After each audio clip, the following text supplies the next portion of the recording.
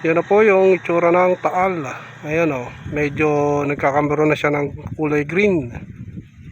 Ibig sabihin tumutubo na uli yung mga puno. Magandang development yan.